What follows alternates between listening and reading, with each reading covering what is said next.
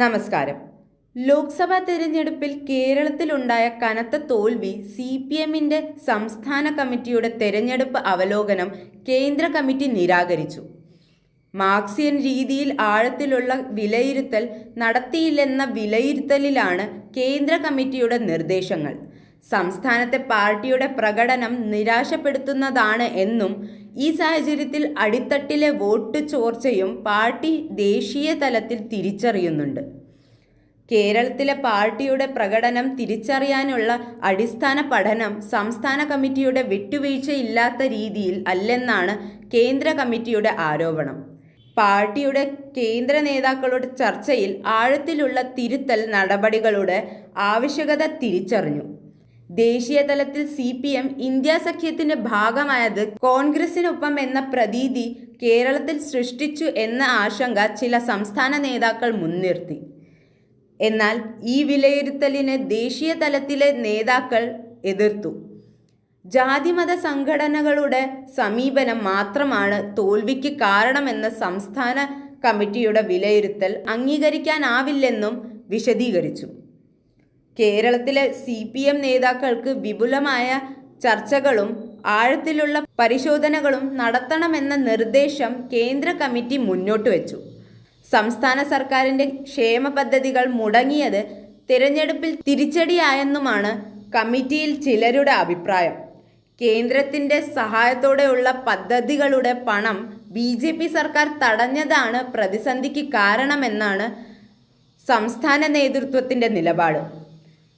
കേരളത്തിലെ ലോക്സഭാ തിരഞ്ഞെടുപ്പിൽ തോൽവിയുടെ പ്രധാന കാരണം BJPയുടെ അടിത്തട്ടിലെ വോട്ടുകളിലേക്കുള്ള ചോർച്ചയാണെന്ന് കേന്ദ്ര കമ്മിറ്റി വിലയിരുത്തി. തൃശൂർ, ആലപ്പുഴ, തിരുവനന്തപുരം ജില്ലകളിൽ ചോർച്ച കൂടുതൽ ശക്തമായിരുന്നു.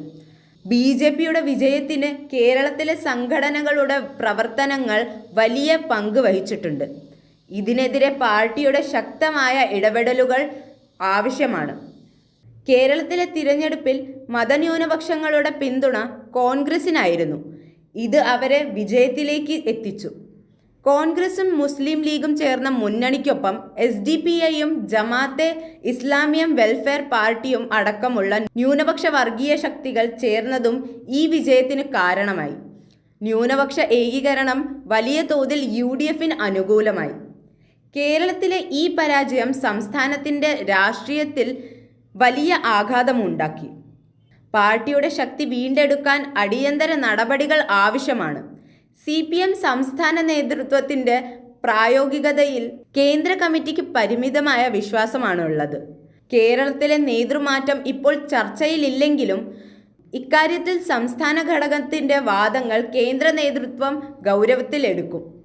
കേരളത്തിലെ തോൽവി പാർട്ടിക്ക് ദേശീയ തലത്തിൽ വലിയ ആഘാതമുണ്ടാക്കിയതും രാഷ്ട്രീയമായി ശക്തിയാർജിക്കാൻ അടിയന്തര നടപടികൾ ആവശ്യമാണെന്ന വിലയിരുത്തലിലാണ് കേന്ദ്ര കമ്മിറ്റി.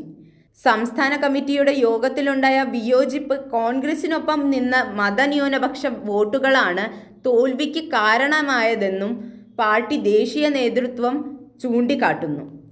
കേരളം, ത്രിപുര, പശ്ചിമ ബംഗാൾ ഉൾപ്പെടെയുള്ള സംസ്ഥാനങ്ങളിൽ തിരഞ്ഞെടുപ്പ് അവലോകനം സംബന്ധിച്ച് ശാസ്ത്രീയ വിലയിരുത്തലുണ്ടായിട്ടില്ലെന്ന ജനറൽ സെക്രട്ടറി സീതാറാം യെച്ചൂരിയുടെ റിപ്പോർട്ടിൽ വിമർശനമാണുള്ളത്.